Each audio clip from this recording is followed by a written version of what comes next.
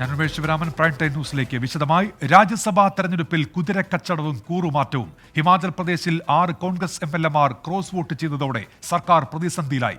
ഉത്തർപ്രദേശിൽ സമാജ്വാദി പാർട്ടിയുടെ 7 MLA-മാർ BJPക്ക് അനുകൂലമായി വോട്ട് ചെയ്തു. ഹിമാചലിൽ തെരഞ്ഞെടുപ്പ് നടന്ന ഏക സീറ്റിലും ഉത്തർപ്രദേശിൽ 10-ൽ 8 സീറ്റിലും BJP ജയിച്ചു. കർണാടകയിൽ കോൺഗ്രസിന്റെ 3 പേരും BJPയുടെ ഒരാളും രാജ്യസഭയിലേക്ക് തെരഞ്ഞെടുക്കപ്പെട്ടു. 68 അംഗങ്ങളുള്ള ഹിമാചൽ പ്രദേശ് നിയമസഭയിൽ കോൺഗ്രസ് 40, BJP 25, 3 സ്വതന്ത്രർ എന്നിങ്ങനെയായിരുന്നു കക്ഷിനില. രാജ്യസഭയിലേക്ക് സ്ഥാനാർത്ഥിയെ ജയിപ്പിക്കാൻ വേണ്ടത് 35 വോട്ടുകൾ. ജയം ഉറപ്പിച്ചിരുന്ന കോൺഗ്രസ് രംഗത്തിറക്കിയത് മുതിർന്ന നേതാവ് അഭിഷേക് മനു സിംഗ്വിയെ. എന്നാൽ വോട്ടെടുപ്പ് നടന്നതോടെ കണക്കുകൾ മാറി. കോൺഗ്രസിന്റെ 6 MLA-മാർ ക്രോസ് വോട്ട് ചെയ്തു. സ്വതന്ത്രരും BJPയെ പിന്തുണച്ചു. അഭിഷേക് മനു സിംഗ്വിക്കും BJPയുടെ ഹർഷ് മഹാജനും 34 വോട്ടുകൾ വീതം. നറുക്കെടുപ്പിൽ ഹർഷ് മഹാജന് ജയം. സംസ്ഥാന സർക്കാരിന് സഭയിൽ ഭൂരിപക്ഷം നഷ്ടമായെന്ന് BJP. കഴിഞ്ഞ ദിവസം ഒരുമിച്ച് ഭക്ഷണം കഴിച്ചവർ ഇന്ന് കൂറുമാറിയത് ദൗർഭാഗ്യകരമെന്ന് Abhishek Manu Singhvi.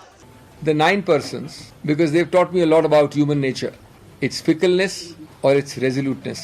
They've taught us a lot because they supped with us. In the biblical terms, it's called supping with us. Dinner, drinks, and photography till 11 o'clock last night, or 2 of them had breakfast with us. So I think we are bad judges of human character. They are obviously better judges of human character. ഉത്തർപ്രദേശിൽ 10 സീറ്റിലേക്ക് തെരഞ്ഞെടുപ്പ്. BJP 8 സ്ഥാനാർത്ഥികളെയും Samajwadi party 3 പേരെയും മത്സരത്തിനിറക്കി. 8ാമത്തെയാളെ ജയിപ്പിക്കാൻ 8 വോട്ടുകളുടെ കുറവുണ്ടായിരുന്നു BJPക്ക്. SP-യുടെ 7 പേർ cross vote ചെയ്തതോടെ BJPയുടെ 8ാമനായി മുൻ SP നേതാവ് സഞ്ജയ് സേഠ് രാജ്യസഭയിലേക്ക്. സമാജ്വാദി പാർട്ടിയുടെ ചീഫ് വിപ്പ് മനോജ് പാണ്ഡെ അടക്കമാണ് BJP സ്ഥാനാർത്ഥിക്ക് വോട്ട് ചെയ്തത്. കർണാടകയിൽ 4 സീറ്റുകളിലേക്ക് നടന്ന തെരഞ്ഞെടുപ്പിൽ കോൺഗ്രസിന്റെ 3 സ്ഥാനാർത്ഥികളും വിജയിച്ചു. അജയ് മാക്കൻ, നാസർ ഹുസൈൻ, GC ചന്ദ്രശേഖർ എന്നിവരാണ് കോൺഗ്രസ് ടിക്കറ്റിൽ രാജ്യസഭയിലെത്തുക. BJPയുടെ നാരായണ ഭണ്ഡാരിയും കർണാടകയിൽ നിന്ന് തെരഞ്ഞെടുക്കപ്പെട്ടു. BJPയുടെ ST സോമശേഖർ കോൺഗ്രസിന് വോട്ട് ചെയ്തു. ശിവറാം ഹെബ്ബർ വോട്ടെടുപ്പിൽ നിന്ന് വിട്ടുനിന്നു. 24 ഡൽഹി. ബീഹാറിലും അസമിലും ഓപ്പറേഷൻ താമര. ബീഹാറിൽ കോൺഗ്രസ് MLA-മാരായ മുരാരി പ്രസാദ് ഗൗതം, സിദ്ധാർത്ഥ സൗരവ്, RJD MLA സംഗീതകുമാരി എന്നിവർ BJPയിൽ ചേർന്നു. ബീഹാർ ഉപമുഖ്യമന്ത്രി സാമ്രാജ് ചൌധരി MLA-മാരെ BJPയിലേക്ക് സ്വാഗതം ചെയ്തു. അസമിൽ ഭൂരിഭാഗം കോൺഗ്രസ് MLA-മാരും നേതാക്കളും BJPയിൽ ചേരുമെന്ന് അസം മന്ത്രി അവകാശപ്പെട്ടു. മഹാരാഷ്ട്രയിൽ കോൺഗ്രസിന് വീണ്ടും തിരിച്ചടി. വർക്കിംഗ് പ്രസിഡന്റും മുൻ മന്ത്രിയുമായ ബസവരാജ പാട്ടീൽ പാർട്ടി വിട്ട് BJPയിൽ ചേർന്നു. മഹാരാഷ്ട്ര ഉപമുഖ്യമന്ത്രി ദേവേന്ദ്ര ഫട്നാവിസ് പാട്ടീലിനെ BJPയിലേക്ക് സ്വീകരിച്ചു. മറാത്ത്വാദയിൽ നിന്നുള്ള പ്രമുഖ ലിംഗായത്ത് നേതാവാണ് ബസവരാജ് പാട്ടീൽ.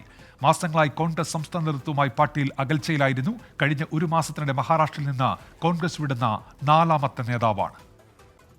പ്രൈം ടൈം ന്യൂസിലേക്ക് തിരികെ. കൊച്ചി പള്ളുരുത്തിയിൽ കത്തിക്കുത്തൊരാൾ കൊല്ലപ്പെട്ടു, മറ്റൊരാൾക്ക് പരിക്കേറ്റു. കച്ചേരിപ്പടി സ്വദേശി ലാൽജുവാണ് മരിച്ചത്. കൊല്ലപ്പെട്ട ലാൽജു 2021 ലാസർ കൊലക്കേസിലെ 2ാം പ്രതിയാണ്. എബിൻ ജോസ് വിവരങ്ങളുമായി ഇപ്പോൾ കൊച്ചിയിൽ നിന്ന് ചേരുന്നുണ്ട്. എബിൻ, വിവരങ്ങൾ എന്തൊക്കെയാണ്?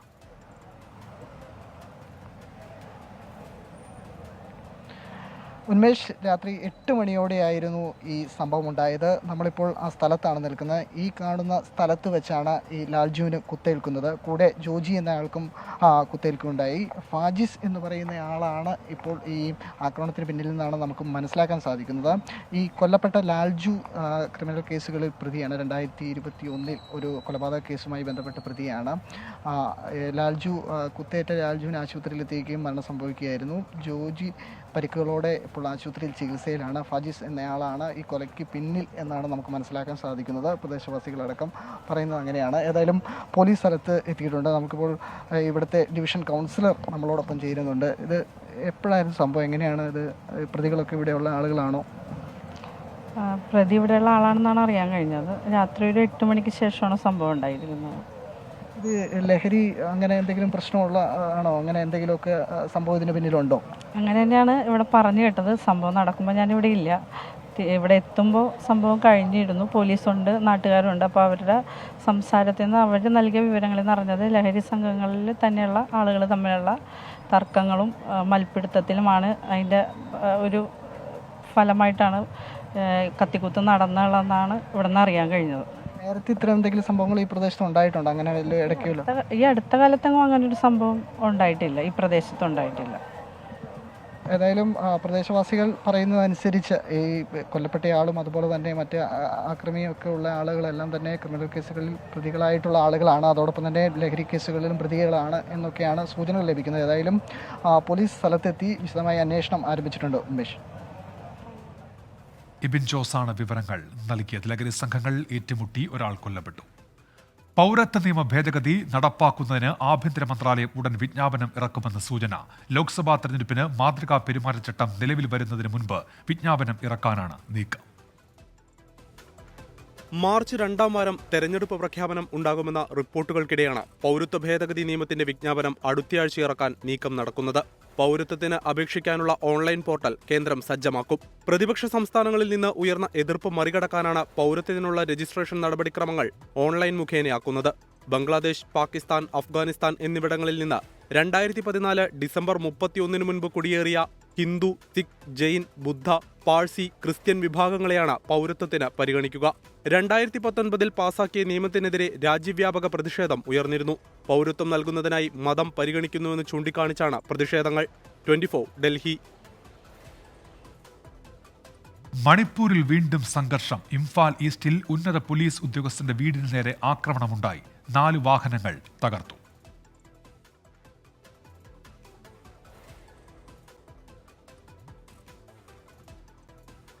ഡൽഹിയിലും ഹരിയാനയിലും ലോക്സഭാ സ്ഥാനാർത്ഥികളെ പ്രഖ്യാപിച്ച് ആം ആദ്മി പാർട്ടി. ഡൽഹിയിൽ 4ഇടത്തും ഹരിയാനയിൽ 1ഇടത്തുമാണ് ആം ആദ്മി പാർട്ടി മത്സരിക്കുന്നത്. ന്യൂഡൽഹി മണ്ഡലത്തിൽ സോംനാഥ് ഭാരതി, ഈസ്റ്റ് ഡൽഹിയിൽ കുൽദീപ് കുമാർ, സൗത്ത് ഡൽഹിയിൽ സഹിറാം, വെസ്റ്റ് ഡൽഹിയിൽ മഹാബലി മിശ്ര എന്നിവർ മത്സരിക്കും. 4 പേരും നിലവിൽ MLA-മാരാണ്. ഹരിയാനയിലെ കുരുക്ഷേത്ര സീറ്റിൽ സുശീൽ ഗുപ്തയെ സ്ഥാനാർത്ഥിയായി പ്രഖ്യാപിച്ചു. വോട്ടിന്റെ അടിസ്ഥാനത്തിൽ കേന്ദ്ര സർക്കാർ കേരളമടക്കമുള്ള ഒരു സംസ്ഥാനത്തോടും വിവേചനം കാണിച്ചിട്ടില്ലെന്ന് പ്രധാനമന്ത്രി നരേന്ദ്രമോദി. BJP ഭരിക്കുന്ന സംസ്ഥാനങ്ങൾക്ക് ലഭിക്കുന്ന അതേ പുരോഗതി കേരളത്തിന് ലഭിക്കാൻ കേന്ദ്രം എപ്പോഴും ശ്രമിക്കുന്നുവെന്നും പ്രധാനമന്ത്രി തിരുവനന്തപുരത്ത് അവകാശപ്പെട്ടു. കേരളത്തിലെ കമ്മ്യൂണിസ്റ്റ് സർക്കാർ കോൺഗ്രസിന്റെ കുടുംബവാഴ്ച അനുകരിക്കുകയാണെന്നും പ്രധാനമന്ത്രി വിമർശിച്ചു. BJP സംസ്ഥാന അധ്യക്ഷൻ കെ സുരേന്ദ്രൻ നയിച്ച കേരള പദയാത്രയുടെ സമാപന സമ്മേളനം തിരുവനന്തപുരം സെൻട്രൽ സ്റ്റേഡിയത്തിൽ ഉദ്ഘാടനം ചെയ്യുകയായിരുന്നു പ്രധാനമന്ത്രി നരേന്ദ്രമോദി. ലോക്സഭാ തെരഞ്ഞെടുപ്പ് പ്രചാരണത്തിലേക്കുള്ള സംസ്ഥാന BJPയുടെ ഔദ്യോഗിക തുടക്കമായി സമ്മേളനം മാറി. 3-ാം തവണയും പ്രധാനമന്ത്രി പദം ഉറപ്പിച്ച മട്ടിലായിരുന്നു നരേന്ദ്രമോദിയുടെ 39 മിനിറ്റ് നീണ്ട പ്രസംഗം. പ്രസംഗത്തിൽ സംസ്ഥാനത്തെ കോൺഗ്രസിനും CPIM-നും നിശ്ചിത വിമർശനം. കേരളത്തിൽ ശത്രുക്കളായി അഭിനയിക്കുന്ന CPIM-ഉം കോൺഗ്രസും കേരളത്തിന് പുറത്ത് ബെസ്റ്റ് ഫ്രണ്ട്സ് ഫോർ എവർ ആണെന്ന് പ്രധാനമന്ത്രി. परिवार का हित देश के करोड़ों परिवारों से ऊपर रहा है. कांग्रेस का यही रंग अब कम्युनिस्टों पर भी छा चुका है. केरला में उनकी भी सरकार इसी मॉडल पे चल रही है. 2019 BJP-യിൽ ജനങ്ങൾക്കുണ്ടായിരുന്ന പ്രതീക്ഷ 2024 വിശ്വാസമായി മാറി. ഇത്തവണ BJP-യെ കേരളം പിന്തുണയ്ക്കുമെന്ന് ഉറപ്പുണ്ട്. കേരളത്തിന്റെ പ്രതീക്ഷകൾ സഫലീകരിക്കാൻ മോദി പ്രതിജ്ഞാബദ്ധനാണെന്നതാണ് മോദിയുടെ ഗ്യാരണ്ടി. വോട്ടിന്റെ അടിസ്ഥാനത്തിൽ ഒരു സംസ്ഥാനത്തോടും BJP വിവേചനം കാണിച്ചിട്ടില്ലെന്നും പ്രധാനമന്ത്രി. BJP ने कभी केरला को या देश के और किसी राज्य को वोट के चश्मे से नहीं देखा है. PC ജോർജിന്റെ കേരള ജനപക്ഷം സെക്യുലർ BJP ലയിച്ചതായി സംസ്ഥാന അധ്യക്ഷൻ കെ സുരേന്ദ്രൻ പ്രഖ്യാപിച്ചു. ശ്രീമാൻ PC ജോർജിന്റെ നേതൃത്വത്തിലുള്ള കേരള ജനപക്ഷം ഔപചാരികമായി ഭാരതീയ ജനതാ പാർട്ടിയിലേക്ക് ലയിച്ചിരിക്കുകയാണ്.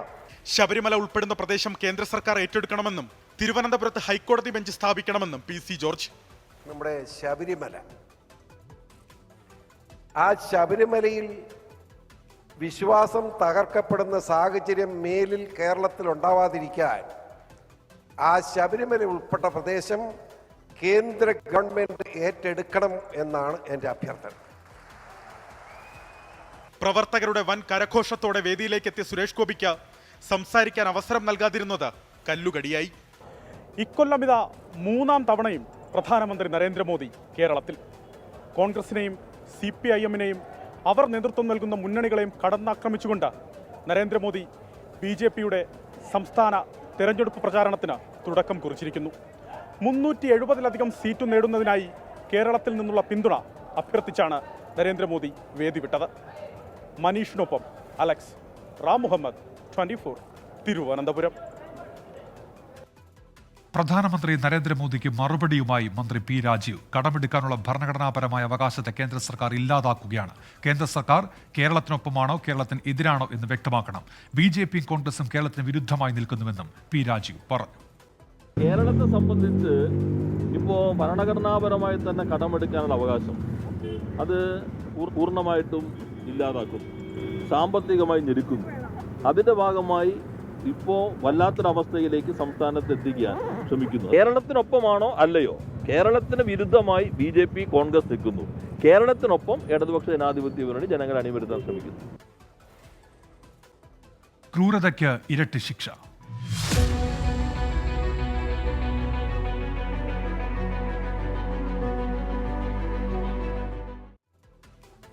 TP ചന്ദ്രശേഖരൻ വധക്കേസിലെ പ്രതികളുടെ ശിക്ഷ വർദ്ധിപ്പിച്ച് ഹൈക്കോടതി. വിചാരണ കോടതി ജീവപര്യന്തം ശിക്ഷിച്ചവർക്ക് ഹൈക്കോടതി ഇരട്ട ജീവപര്യന്തം വിധിച്ചു.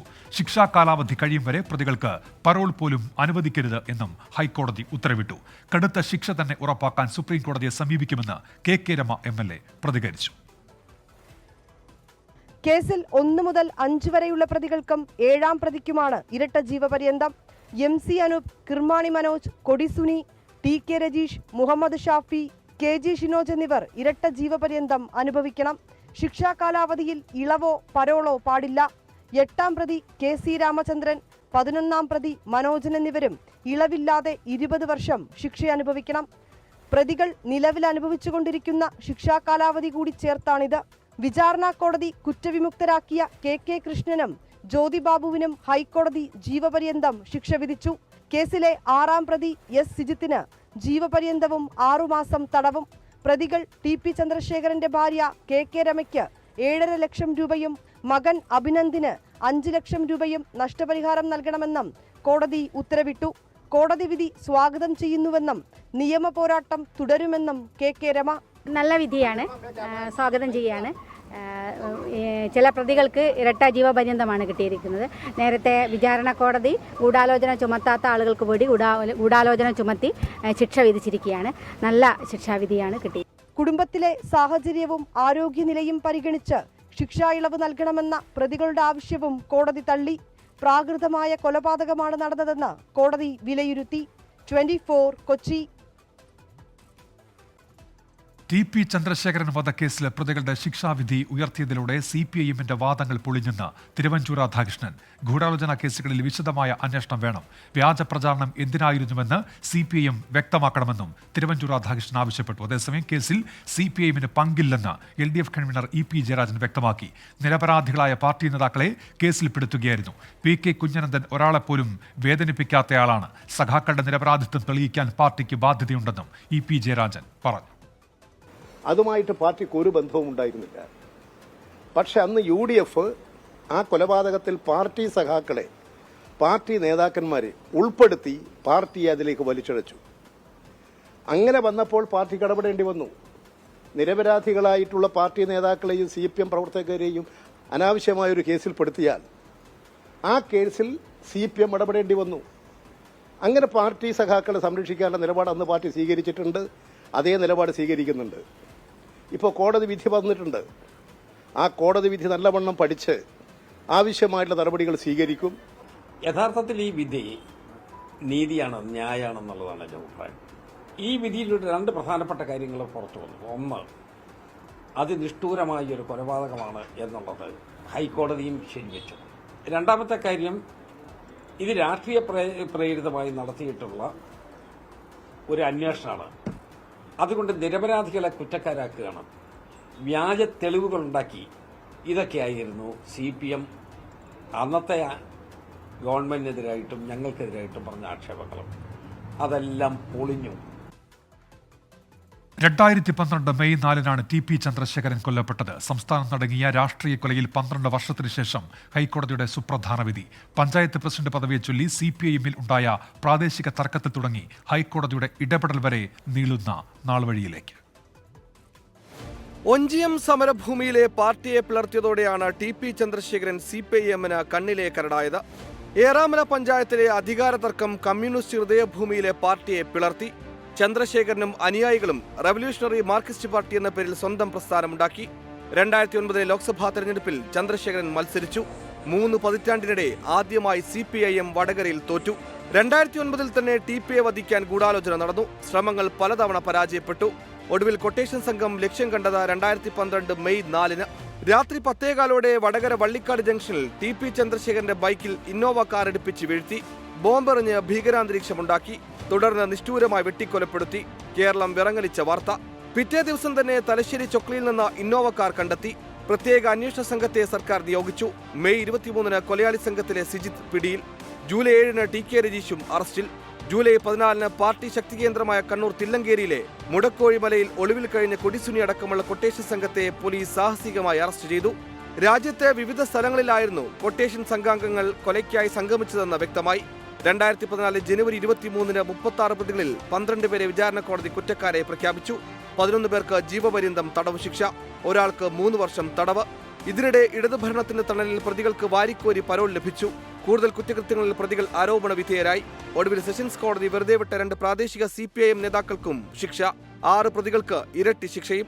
രാഷ്ട്രീയ കൊലക്കേസിലെ പതിവ് അട്ടിമറിക്കെതിരെ ഹൈക്കോടതിയുടെ ശക്തമായ സന്ദേശം. RMP ഉന്നയിക്കുന്ന ഉന്നത ഗൂഢാലോചന ആരോപണം ഇനിയും ബാക്കി.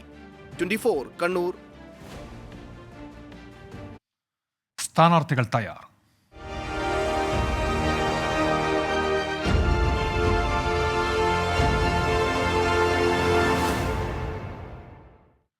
സംസ്ഥാനത്ത് CPIM മത്സരിക്കുന്ന 15 ലോക്സഭാ മണ്ഡലങ്ങളിലെ സ്ഥാനാർത്ഥികളെ പ്രഖ്യാപിച്ചു. ഒരു മന്ത്രി ഉൾപ്പെടെ 4 സിറ്റിംഗ് MLAമാർ മത്സരത്തിനിറങ്ങും. പാലക്കാട് പൊളിറ്റ് ബ്യൂറോ അംഗത്തെയും കണ്ണൂരിലും കാസർഗോഡും ജില്ലാ സെക്രട്ടറിമാരെയുമാണ് CPIM രംഗത്തിറക്കിയത്. 15 സ്ഥാനാർത്ഥികളും പാർട്ടി ചിഹ്നത്തിൽ മത്സരിക്കും. ആറ്റിങ്ങലിൽ ജില്ലാ സെക്രട്ടറിയും MLAയുമായ V. ജോയി, കൊല്ലത്ത് M. മുകേഷ് MLA, പത്തനംതിട്ടയിൽ ഡോക്ടർ TM തോമസ് ഐസക് എന്നിവർ മത്സരിക്കും. ആലപ്പുഴയിൽ സിറ്റിംഗ് MP AM ആരിഫ് തന്നെ. ഇടുക്കിയിൽ ജോയ്സ് ജോർജിന് 3-ാം അംഗം. എറണാകുളത്ത് പുതുമുഖം KJ ഷൈൻ. ചാലക്കുടിയിൽ മുൻ വിദ്യാഭ്യാസ മന്ത്രി C. രവീന്ദ്രനാഥാണ് മത്സരിക്കുക. ആലത്തൂർ തിരിച്ചുപിടിക്കാൻ മന്ത്രി K. രാധാകൃഷ്ണൻ ഇറങ്ങും. പാലക്കാട് PB അംഗം A. വിജയരാഘവൻ സ്ഥാനാർത്ഥിയാകും. പൊന്നാനിയിൽ മുസ്ലിം ലീഗ് മുൻ സംസ്ഥാന സെക്രട്ടറി KS ഹംസ LDFന് വേണ്ടി മത്സരിക്കും. KS ഹംസയെ സ്ഥാനാർത്ഥിയാക്കിയതിൽ CPM സംസ്ഥാന സെക്രട്ടറി MV ഗോവിന്ദന്റെ വിശദീകരണം ഇങ്ങനെ: KS ഹംസ അവിടെ ഏറ്റവും പറ്റിയ ഒരു സ്ഥാനാർത്ഥിയാണ്. സമസ്തയൊന്നുമില്ല, അങ്ങനെ ഒരു ഏതെങ്കിലും ഒരു വിഭാഗത്തിൻ്റെ ആളായിട്ടല്ല, എല്ലാവരുടെയും പൊതുവായ ഒരു സ്ഥാനാർത്ഥിയായിട്ടാണ് കാണുന്നത്. എല്ലാവരും പാർട്ടി ചിഹ്നത്തിലാണ്. മലപ്പുറത്ത് DYFI സംസ്ഥാന പ്രസിഡന്റ് V. വസീഫും കോഴിക്കോട് CPM കേന്ദ്ര കമ്മിറ്റി അംഗം എളമരം കരീമും മത്സരിക്കും. വടകരയിൽ K. മുരളീധരനെ KK ശൈലജ നേരിടും. കണ്ണൂരിലും കാസർഗോഡും ജില്ലാ സെക്രട്ടറിമാരായ MV ജയരാജനും MV ബാലകൃഷ്ണനും മത്സരിക്കും. സാമാന്യ മര്യാദയുണ്ടെങ്കിൽ രാഹുൽ ഗാന്ധി കേരളത്തിൽ മത്സരിക്കരുതെന്ന് MV ഗോവിന്ദൻ. BJPയെ തോൽപ്പിക്കുക എന്നുള്ള കേന്ദ്ര മുദ്രാവാക്യം വന്നാൽ അത് ഹിന്ദി ബെൽറ്റിൽ തന്നെയാണ് അതിനെ പരാജയപ്പെടുത്തേണ്ടത്. കേരളത്തിലല്ലല്ലോ. കേരളത്തിൽ BJP ഒന്നും ജയിക്കാൻ പോകുന്നില്ലല്ലോ. ഒരു സീറ്റും BJPക്ക് ലഭിക്കാൻ സാധിക്കുന്ന ഒരു സാഹചര്യം ഈ കേരള രാഷ്ട്രീയത്തിലില്ല. മാർച്ച് 10-നകം എല്ലാ മണ്ഡലങ്ങളിലും തെരഞ്ഞെടുപ്പ് കൺവെൻഷൻ പൂർത്തിയാക്കും. 24 തിരുവനന്തപുരം. ഉറച്ച പ്രതീക്ഷയാണ് ഇടത് സ്ഥാനാർത്ഥികൾ പങ്കുവയ്ക്കുന്നത്. 2019 ഉണ്ടായ തിരിച്ചടി ഇത്തവണ മറികടക്കുമെന്നും സ്ഥാനാർത്ഥികൾ പറയുന്നു. ജനങ്ങളാണ് ആത്യന്തികമായിട്ട് തീരുമാനിക്കുക. അപ്പോൾ അത് ഇടതുപക്ഷത്തിന് അനുകൂലമായി ചിന്തിക്കുന്ന ആളുകളാണ് ഭൂരിപക്ഷം അവിടെയുള്ളത്. നമ്മൾ 2004 കണ്ടൊരു ചിത്രമുണ്ട്. അതിനേക്കാൾ കൂടുതൽ മുന്നോട്ട് പോകാൻ കഴിയുന്ന ഒരു സാഹചര്യം നമ്മുടെ കേരളത്തിൽ ഉണ്ടാകണമെന്നാണ് ജനങ്ങൾ പൊതുവെ പ്രതീക്ഷിക്കുന്നത്. ചിലപ്പം എന്നുള്ള ഒരു സംഭവമില്ല. 100% വിജയ പ്രതീക്ഷയുണ്ട്. പിടിച്ചെടുക്കാനല്ലാതെ പിന്നെ ചെറുതായിട്ടൊന്ന് പിടിച്ചിട്ട് വിടാൻ ആരെങ്കിലും ചെയ്യുമോ? ചാലക്കുടിയിൽ വലിയ പ്രതീക്ഷയുണ്ട്. ചാലക്കുടിയിൽ മാത്രമല്ല, കേരളത്തിൽ മുഴുവൻ പ്രതീക്ഷ മാത്രമല്ല, ആത്മവിശ്വാസമാണ് പ്രധാനം. കാരണം ജനങ്ങളുടെ ഒരു പൊളിറ്റിക്കൽ വികാരം കൃത്യമായിട്ട് നമുക്ക് ഒപ്പിയെടുക്കാൻ പറ്റുന്നുണ്ട്. രാഷ്ട്രീയ പ്രവർത്തക എന്നുള്ള നിലയ്ക്ക് വലിയൊരു സമരത്തെയാണ് മുന്നിൽ കാണുന്നത്. ഈ ജനകീയ സമരത്തിൽ എല്ലാവിധ സർവശക്തിയും ഉപയോഗിച്ച് പോരാടുക തന്നെ ചെയ്യും. ഒരുപാട് വികസന സാധ്യതയുള്ള ഈ നിയോജക മണ്ഡലത്തിൽ വേണ്ടത്ര വികസനം വന്നിട്ടില്ല എന്നുള്ളത് തന്നെയാണ് അഭിപ്രായം. അപ്പോൾ കേന്ദ്ര ഗവൺമെൻറ്റിൽ ഇടപെട്ടുകൊണ്ട് വടകരയുടെ സാധ്യതകൾ പൂർണ്ണമായി നടപ്പിലാക്കാൻ ശ്രമിക്കുക, ജനങ്ങളെ അതിൻ്റെ കൂടെ അണിനിരത്തുക എന്നുള്ളതാണ് ഞാൻ പ്രധാനമായിട്ട് കാണുന്നത്. മുൻപും നമുക്കറിയാം, മുസ്ലിം ലീഗിന്റെ ആദരണീയരായ നേതാക്കന്മാരൊക്കെ മലപ്പുറത്ത് വിവിധ മണ്ഡലങ്ങളിൽ പരാജയപ്പെട്ടിട്ടുണ്ട്. അതുപോലെയുള്ള രാഷ്ട്രീയ സാഹചര്യം ഇന്ന് നമ്മുടെ രാജ്യത്തുണ്ട്, പ്രത്യേകിച്ച് കേരളത്തിലുണ്ട്, മലപ്പുറത്തുണ്ട്. മലപ്പുറം മാറും എന്നുള്ളതിൽ ഒരു തർക്കവും വേണ്ട. ഇവിടെ വെക്കുന്ന പോസിറ്റീവായിട്ടുള്ള പ്രോഗ്രാം കേരള സർക്കാർ കഴിഞ്ഞ 7 വർഷത്തിനിടയിൽ പത്തനംതിട്ട ചെയ്ത കാര്യങ്ങൾ ഉറപ്പായിട്ടും അട്ടിമറിക്കുമെന്ന് തന്നെയാണ്. അട്ടിമറിച്ചിരിക്കും. ഇതൊരു ഗുസ്തി മത്സരമല്ല, ഇതൊരു രാഷ്ട്രീയ പോരാട്ടമാണ്.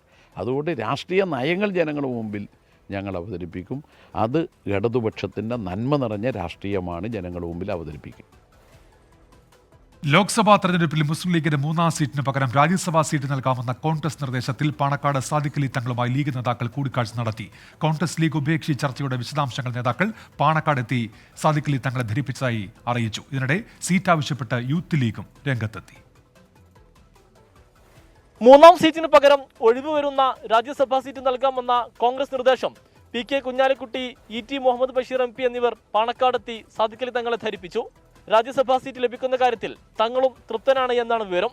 അന്തിമ തീരുമാനമെടുക്കാൻ നാളെ മുസ്ലിം ലീഗ് നേതൃയോഗം പാണക്കാട് ചേരും. UDF ഒരു ധാരണ പ്രപ്പോസൽ വന്നിട്ടുണ്ട്. ആ പ്രപ്പോസൽ ഞങ്ങളിപ്പോൾ പറയാൻ ഞങ്ങൾക്ക് പറ്റില്ല. കാരണം ആ പ്രപ്പോസൽ എന്ന് പറഞ്ഞാൽ തങ്ങളുടെ ക്ലിയറൻസ് വേണം, കോൺഗ്രസിന് ഹൈക്കമാൻഡിൻ്റെ അടുത്ത് വേണം. അതല്ലാതെ ഈ ഘട്ടത്തിൽ പറ്റൊന്നും ഞങ്ങൾ റിപ്പോർട്ട് ചെയ്യാൻ പാടില്ല. ഞങ്ങൾ പറഞ്ഞിരുന്നല്ലോ. മലപ്പുറത്ത് ET മുഹമ്മദ് ബഷീർ MP മത്സരിപ്പിക്കാൻ ധാരണയായിട്ടുണ്ട്. നിലവിലെ മലപ്പുറം MP അബ്ദുൾ സമദ് സമദാനിയെ പൊന്നാനിയിൽ നിന്ന് മത്സരിപ്പിക്കണോ രാജ്യസഭയിലേക്ക് മത്സരിപ്പിക്കണോ എന്ന കാര്യത്തിൽ തീരുമാനമായിട്ടില്ല. യൂത്ത് ലീഗിന് പ്രാതിനിധ്യം ആവശ്യപ്പെട്ട് സംസ്ഥാന നേതാക്കൾ സാദിഖ് അലി തങ്ങളുമായി ചർച്ച നടത്തി. എന്നാൽ ആരെ പരിഗണിക്കണമെന്നതിൽ സംസ്ഥാന കമ്മിറ്റിയിൽ തീരുമാനത്തിലെത്താനായില്ല. ചർച്ചയിൽ PK ഫിറോസിന്റെയും ഫൈസൽ ബാബുവിന്റെയും പേരുകൾ ഉയർന്നു. അന്തിമ തീരുമാനം ലീഗ് നേതൃത്വത്തിന് വിട്ടു. തുടർച്ചയായി നില മെച്ചപ്പെടുത്തിയിട്ടും മുന്നണിയിൽ ഈ പരിഗണന മതിയോ എന്ന് ലീഗ് തന്നെ ആലോചിക്കണമെന്ന് മന്ത്രി P രാജീവ് പറഞ്ഞു. 24 മലപ്പുറം. ഒരു സന്ദിഗ്ധ ഘട്ടത്തിൽ നാടാവശ്യപ്പെട്ടാൽ ചില തീരുമാനങ്ങൾ മാറ്റേണ്ടി വരുമെന്ന് തിരുവനന്തപുരത്ത് LDF സ്ഥാനാർത്ഥി പന്ന്യൻ രവീന്ദ്രൻ. അങ്ങനെയാണ് തെരഞ്ഞെടുപ്പിലേക്ക് ഇല്ലെന്ന തീരുമാനം മാറ്റിയത്. നിലവിലെ UDF MP-മാർ നോക്കുകുത്തികളാണ്. ഈ അവസ്ഥയ്ക്ക് മാറ്റം വരാൻ LDF ജയിക്കണമെന്നും പന്ന്യൻ രവീന്ദ്രൻ പറഞ്ഞു. വീണ്ടും ഒരു ലോക്സഭാ തെരഞ്ഞെടുപ്പ് എത്തിയിരിക്കുകയാണ്. തിരുവനന്തപുരം ലോക്സഭാ തെരഞ്ഞെടുപ്പിൽ സ്ഥാനാർത്ഥികൾ പ്രചരണം ആരംഭിച്ചിരിക്കുന്നു. തിരുവനന്തപുരത്തെ ഇടതുപക്ഷത്തെ പ്രതിനിധീകരിച്ചുകൊണ്ട് മത്സരിക്കുന്ന പന്ന്യൻ രവീന്ദ്രൻ നമ്മളോടൊപ്പമുണ്ട്, 24-നോടൊപ്പമുണ്ട്. അദ്ദേഹത്തിൻ്റെ തെരഞ്ഞെടുപ്പ് പ്രചാരണം ഔദ്യോഗികമായി തന്നെ ആരംഭിച്ചിരിക്കുകയാണ്. ആ വിശേഷങ്ങളിലേക്കാണ്. സർ, ഔദ്യോഗികമായി തന്നെ ഈ തെരഞ്ഞെടുപ്പ് പ്രചാരണങ്ങൾ ആരംഭിച്ചിട്ടുണ്ട്. എന്താണ് ഒരുക്കങ്ങൾ, എന്താണ് പ്രതീക്ഷകൾ? തീർച്ചയായിട്ടും നമുക്ക് വലിയ പ്രതീക്ഷയാണ്. കേന്ദ്ര ഗവൺമെൻറ് നമുക്കുള്ള അരി പോലും മുടക്കുന്നു. നമുക്ക് പണം തരുന്നില്ല, നമുക്ക് ഒരു കാര്യത്തിനും തരുന്നില്ല. ഇതൊക്കെ നടക്കുമ്പോഴും ഇവിടുത്തെ പ്രതിപക്ഷ കക്ഷികൾ നോക്കുകുത്തികളാണ്. അവരാരും ഒരു വാക്ക് പോലും എതിർത്ത് പറയുന്നില്ല. എന്ത് നിങ്ങൾ കേരളത്തിൽ തരാത്തെന്ന് ചോദിക്കുന്നില്ല. ഇത് വളരെ അപകടകരമായ സ്ഥിതിയാണ്. അതുകൊണ്ട് ഇടതുപക്ഷ ജനാധിപത്യ പ്രസ്ഥാനത്തിന് വിജയം നമ്മുടെ നാട് ആഗ്രഹിക്കുന്നുണ്ട്. വീണ്ടും തിരുവനന്തപുരം മണ്ഡലത്തെ പ്രതിനിധീകരിച്ചുകൊണ്ട് മത്സര രംഗത്തേക്ക് ഇറങ്ങുകയാണ്. അപ്പോൾ ആ ഒരു ഗ്യാപ്പ്, ഒരു പാർലമെൻ്ററി രാഷ്ട്രീയത്തിലേക്കുള്ളൊരു ഗ്യാപ്പ് കൂടിയുണ്ട്. അല്ല, അത് ഞാൻ പ്രസ്ഥാനത്തിൻ്റെ കൂടെയുണ്ട്, ഇവിടെ ജനങ്ങളെ കൂടെയുണ്ട്. ഞാൻ 2009 ശേഷം ഈ കാലമത്രയും തിരുവനന്തപുരത്ത് തന്നെയുണ്ട്. തിരുവനന്തപുരത്തെ ജനങ്ങളെ കൂടെയുണ്ട്. ഒരു സന്നിഗ്ധ ഘട്ടത്തിൽ നമ്മുടെ നാട് ആവശ്യപ്പെടുമ്പം നമ്മുടെ തീരുമാനങ്ങൾ അപ്പം മാറ്റേണ്ടി വരും. ആ മാറ്റുന്ന തീരുമാനമാണ് ഇപ്പോൾ തെരഞ്ഞെടുപ്പിൽ മത്സരിക്കാൻ പോകുന്നത്.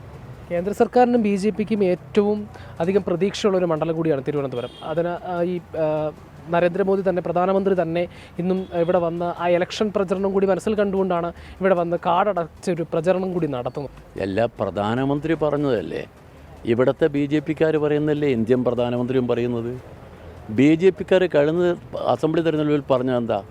കേരളം ഭരിക്കുന്ന കേരളത്തിലെ ജനങ്ങൾ എന്താ പറഞ്ഞത്? നിങ്ങൾ വേണ്ടെന്നാ. എന്തുകൊണ്ടാണ്? കേരളത്തിലെ ജനങ്ങൾ ഒരിക്കലും ഒരു മതാധിഷ്ഠിത രാഷ്ട്രീയ പ്രസ്ഥാനത്തെ ഭരിക്കാൻ അനുവദിക്കില്ല.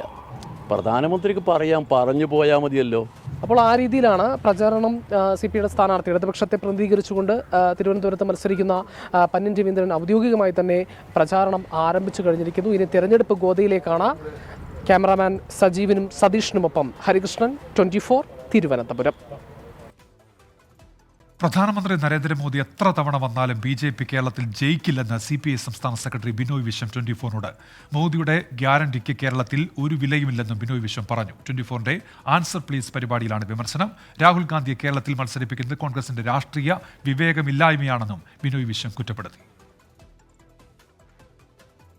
അടുത്ത തെരഞ്ഞെടുപ്പിൽ കേരളത്തിൽ BJP ജയിക്കില്ലെന്ന ആമുഖത്തോടെയായിരുന്നു ബിനോയ് വിശ്വത്തിന്റെ തുടക്കം. നരേന്ദ്രമോദി എത്ര തവണ വന്നിട്ടും കാര്യമില്ലെന്നും മോദിയുടെ ഗ്യാരണ്ടിക്ക് കേരളത്തിൽ ഒരു വിലയുമില്ലെന്നും പരിഹാസം. ഒരിക്കലും BJP ജയിക്കില്ല. BJPക്ക് ഒരിക്കലും നിലനിർത്താനാകാത്ത 20 MPമാരെ മാത്രം ജയിപ്പിക്കാൻ കഴിയുന്ന ഈ കേരളത്തിലേക്ക് പ്രധാനപ്പെട്ട യുദ്ധക്കളം വിട്ട് രാഹുൽ ഗാന്ധി ഓടി വരുമ്പോൾ എന്താണ് അർത്ഥം? 3ാം സീറ്റ് വിഷയത്തിൽ ഇടഞ്ഞു നിൽക്കുന്ന ലീഗിനെ ഇപ്പോൾ LDFിലേക്ക് സ്വാഗതം ചെയ്യുന്നത് രാഷ്ട്രീയ പക്വതയില്ലാത്ത നടപടിയാകുമെന്നാണ് CPI സംസ്ഥാന സെക്രട്ടറിയുടെ നിലപാട്. മുസ്ലിം ലീഗിന് UDFിൽ ഏറെക്കാലം തുടരാനാകില്ലെന്നും ബിനോയ് വിശ്വം. അങ്ങനെ തിരക്ക് പിടിച്ച് ലീഗിനെ ആ പക്ഷം വിട്ട് ഈ പക്ഷമാക്കാൻ ശ്രമിച്ചപ്പോഴൊക്കെ സംഭവിച്ചതെന്താ? അപ്പോൾ അതുകൊണ്ട് അപക്വമായിട്ടുള്ള പ്രസ്താവനകളോ ക്ഷണങ്ങളോ ഒന്നും ഗുണകരമായിരിക്കില്ല. തന്നെ അത് പാകപ്പെടും. മുഖ്യമന്ത്രി LDFിന്റെ മുഖമായതുകൊണ്ടാണ് ഇപ്പോൾ നടക്കുന്ന ആക്രമണങ്ങൾ. മുഖ്യമന്ത്രിയുടെ മകൾ വീണയ്ക്കെതിരെ നടക്കുന്നതും രാഷ്ട്രീയ ആക്രമണം. ഇതെല്ലാം രാഷ്ട്രീയമായി നേരിടും. LDF രാഷ്ട്രീയത്തിൻ്റെ ഇപ്പോഴത്തെ മുഖ്യമന്ത്രിയാണ്. അതുകൊണ്ട് മുഖ്യമന്ത്രിയെ നിർവീര്യമാക്കുക, അദ്ദേഹത്തിൻ്റെ പ്രതിച്ഛായ തകർക്കുക, അതൊക്കെ ഉള്ളത് രാഷ്ട്രീയ നീക്കമാണ്. ആ രാഷ്ട്രീയ നീക്കത്തെ അങ്ങനെ വേണം എതിർക്കാൻ. രാഹുൽ ഗാന്ധിയെ കേരളത്തിൽ മത്സരിപ്പിക്കുന്നത് കോൺഗ്രസിന്റെ രാഷ്ട്രീയ വിവേകമില്ലായ്മയാണെന്നും കുറ്റപ്പെടുത്തൽ. ഇടതുപക്ഷം ആ ചോദ്യം പോസ്റ്റ് ചെയ്തു. അവിടെ അറ്റ് സ്റ്റേക്ക് എന്ന് പറയുന്നത് കോൺഗ്രസിൻ്റെ പൊളിറ്റിക്കൽ വിസ്ഡമാണ്. കോൺഗ്രസ് പാർട്ടിയുടെ രാഷ്ട്രീയ വിവേകം, രാഷ്ട്രീയ ബുദ്ധി അത് പരീക്ഷിക്കപ്പെടുകയാണ്. CPIM CPI ബന്ധം ഇപ്പോൾ നല്ല ഐക്യത്തിലാണെന്നും പരസ്പരം തിരിച്ചറിഞ്ഞ് ഒറ്റക്കെട്ടായാണ് ഇപ്പോൾ രണ്ടു പാർട്ടികളും നീങ്ങുന്നതെന്നും ബിനോയ് വിശ്വം പറഞ്ഞു. 24 കോഴിക്കോട്. പ്രൈം ടൈം ന്യൂസിലേക്ക് തിരികെ. മലയാളി തിളക്കം.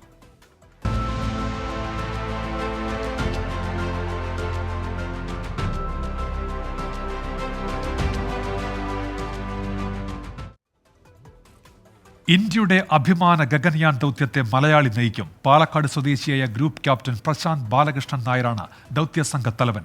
വിക്രം സാരാഭായ് സ്പേസ് സെന്ററിൽ നടന്ന ചടങ്ങിൽ പ്രധാനമന്ത്രി നരേന്ദ്രമോദിയാണ് ഗഗൻയാൻ സംഘത്തെ പരിചയപ്പെടുത്തിയത്. 1800 കോടിയുടെ വികസന പദ്ധതികളും പ്രധാനമന്ത്രി ഉദ്ഘാടനം ചെയ്തു.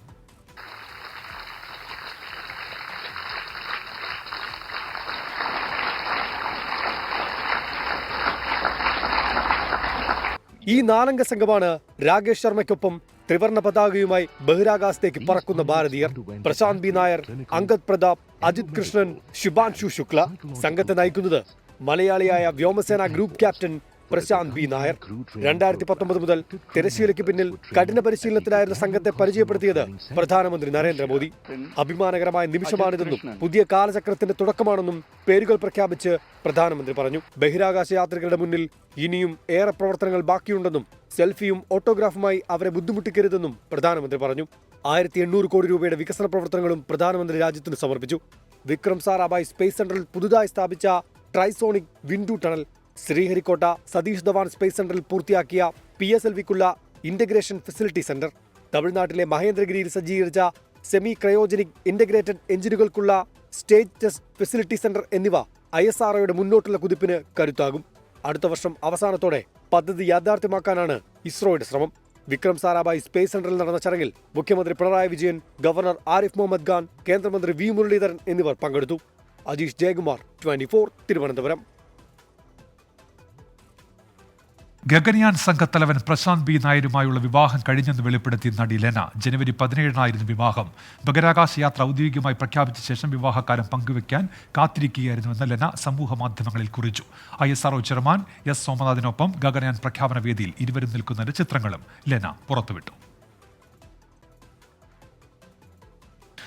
മൂന്നാറിൽ കാട്ടാനയാക്രമണത്തിൽ കൊല്ലപ്പെട്ട ഓട്ടോറിക്ഷ ഡ്രൈവർ സുരേഷ് കുമാറിന്റെ കുടുംബത്തിന് സംസ്ഥാന സർക്കാർ 10 ലക്ഷം രൂപ സഹായധനം നൽകി. ഭരണപ്രതിപക്ഷ സംഘടനകളുടെ ശക്തമായ പ്രതിഷേധത്തെ തുടർന്നാണ് വനംവകുപ്പിന്റെ നടപടി. മൂന്നാറിൽ വനംവകുപ്പിന്റെ കൺട്രോൾ റൂം തുറക്കാൻ വനമന്ത്രി AK ശശീന്ദ്രൻ വിളിച്ച യോഗത്തിൽ തീരുമാനിച്ചു. അക്രമകാരികളായ കാട്ടാനകളെ കാട് കയറ്റണമെന്നാവശ്യപ്പെട്ട് ഡീൻ കുര്യാക്കോസ് MP മൂന്നാറിൽ നിരാഹാര സമരം തുടരുകയാണ്.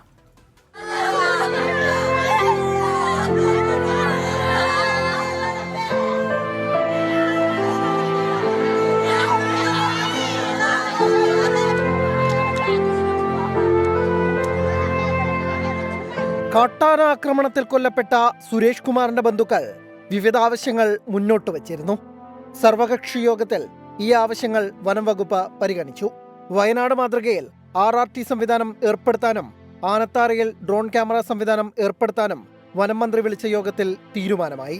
സർക്കാർ നൽകുന്ന ധനസഹായം 10 ലക്ഷം രൂപ ഇന്ന് തന്നെ ഈ ബോഡി പോസ്റ്റ്മോർട്ടം ചെയ്യുന്നതിന് മുമ്പ് തന്നെ അദ്ദേഹത്തിൻ്റെ വൈഫിനെ ഏൽപ്പിക്കാൻ വേണ്ടി തീരുമാനിച്ചു. ഓട്ടോറിക്ഷയിൽ ഉണ്ടായിരുന്ന മറ്റു 3 പേർ ഇപ്പോൾ ട്രീറ്റ്മെൻറ്റിലാണ്. അവരുടെ ട്രീറ്റ്മെൻറ്റ് ചെലവുകൾ മൊത്തം ഈ വനവകുപ്പ് ഏറ്റെടുക്കും. ഓട്ടോറിക്ഷയ്ക്ക് എത്ര രൂപയാണോ ചെലവ് വരുന്നത് അതിലേക്കുള്ള പണവും വനവകുപ്പ് കൊടുക്കുമെന്നാണ് പറഞ്ഞിരിക്കുന്നത്. അക്രമകാരികളായ കാട്ടാനകളെ പ്രദേശത്ത് നിന്ന് മാറ്റാൻ ശുപാർശ ചെയ്യും. இந்த சாவு தான், இந்த அழுகை தான் கடைசியா இருக்கணும். என் வீட்டில் என் மருமக, என் பேரமாரு, என் பையன், இன்னொரு பையன் இருக்கிறான், என் பொண்ணு, என் பேத்தி, இந்த குடும்பமே எல்லாம் சேர்ந்து இந்த ஊரோட சேர்ந்து அழுகுறாங்க. ആക്രമണത്തിൽ പരിക്കേറ്റ എസക്കി രാജ, ഭാര്യ റജീന, മകൾ പ്രിയ എന്നിവർ ചികിത്സയിലാണ്. ഒറ്റയാനാണ് ആക്രമിച്ചതെന്ന് റജീന. யானை மேலேருந்து கிளானிக்கு வரையில் ரிவர்ஸ் வரையில் வேகமாக வந்து துமிச்சங்கைட்டு ஒரே அமுக்கிருச்சு. அமுக்கிட்டு இங்கிட்டு சாய்ச்ச உடனே அந்த அன்னைக்கு கீழே விழுந்துருச்சு. நாங்கள் வண்டிக்குள்ளேயே இருந்தோம். எங்கள் வீட்டுக்காரர் அந்த 2வது அமுக்கையில் அந்த குறுக்க കമ്പിയോടെ വിളുന്നിട്ടാറ്. മൂന്നാറിലെ പടയപ്പ ഉൾപ്പെടെയുള്ള ആക്രമണകാരികളായ കാട്ടാനകളെ കാടുകയറ്റണമെന്നാവശ്യപ്പെട്ടാണ് ഡീൻ കുര്യാക്കോസിന്റെ നിരാഹാര സമരം. പടയപ്പയെ എത്രയും പെട്ടെന്ന് അരിക്കൊമ്പനെ പിടിച്ചു മാറ്റിയതുപോലെ ഈ നാട്ടിൽ നിന്ന് നാട് കടത്തി മറ്റെവിടെയെങ്കിലും കൊണ്ടുപോയി വിടണം. ഇന്നലെ ആ ദാരുണമായ സംഭവം ഏത് കാട്ടാനയാണോ ചെയ്തത് ആ കാട്ടാനയെ പിടിച്ചു മാറ്റണം. നടപടികൾ പൂർത്തിയാക്കിയ ശേഷം സുരേഷ് കുമാറിന്റെ മൃതദേഹം വീട്ടുവളപ്പിൽ സംസ്കരിച്ചു. 24 ഇടുക്കി. പ്രൈം ടൈം ന്യൂസിലേക്ക് തിരികെ ഇപ്പോൾ വരുന്നൊരു വാർത്തയിലേക്കാണ്. തിരുവനന്തപുരം പേട്ടയിൽ ട്രാൻസ്ഫോമറിന് തീപിടിച്ച് അത് പൊട്ടിത്തെറിച്ചു. സമീപത്തുണ്ടായിരുന്ന വാഹനവും കത്തിനശിച്ചു എന്നാണ് വാർത്ത. MG പ്രതീഷ് ഇപ്പോൾ വിശദാംശങ്ങളുമായി ചേരുന്നുണ്ട് തിരുവനന്തപുരത്ത് നിന്ന്. പ്രതീഷ്, വിവരങ്ങൾ എന്തൊക്കെയാണ്?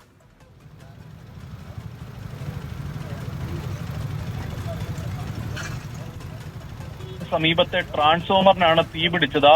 കുറച്ച് സമയം മുമ്പ് തന്നെ ഈ ട്രാൻസ്ഫോമറിൽ നിന്ന് പുക ഉയരുന്നത് സമീപത്തെ കടയിലുള്ളവർ ശ്രദ്ധിച്ചിരുന്നു. ഇതിന് പിന്നാലെ പോലീസിനെയും ഫയർഫോഴ്സിനെയും ഇവർ വിവരം അറിയിക്കുകയായിരുന്നു. പക്ഷേ പെട്ടെന്ന് തന്നെ ട്രാൻസ്ഫോമറിന് തീ പടരുകയും പൊട്ടിത്തെറിക്കുകയുമായിരുന്നു. ഈ ട്രാൻസ്ഫോമറിന് സമീപത്ത് ഒന്നിലധികം വാഹനങ്ങൾ പാർക്ക് ചെയ്തിരുന്നു. ഇതിന് തൊട്ടടുത്തുണ്ടായിരുന്ന ഒരു കാർ പൂർണ്ണമായും കത്തി നശിച്ചു എന്നതാണ് നമുക്ക് മനസ്സിലാക്കാൻ കഴിയുന്ന കാര്യം. പിന്നീട് ചാക്കയിൽ നിന്ന് ഫയർഫോഴ്സ് എത്തിയാണ് തീ അണയ്ക്കാനുള്ള ശ്രമം തുടങ്ങിയത്. ആദ്യം ഒരു യൂണിറ്റ് ഫയർഫോഴ്സ് എത്തിയെങ്കിലും തീ നിയന്ത്രണ വിധേയമാക്കാൻ കഴിഞ്ഞിരുന്നില്ല. പിന്നാലെ ഒരു യൂണിറ്റ് ഫയർഫോഴ്സ് കൂടി എത്തിയാണ് ഇപ്പോൾ ട്രാൻസ്ഫോമറിന്റെ തീ നിയന്ത്രണ വിധേയമാക്കിയിരിക്കുന്നത്. നിലവിൽ ആശങ്കപ്പെടേണ്ട ഒരു സാഹചര്യമില്ല എന്നതാണ് ഫയർഫോഴ്സ് അധികൃതർ അറിയിക്കുന്നത്. കാരണം രാത്രി സമയമായിരുന്നു.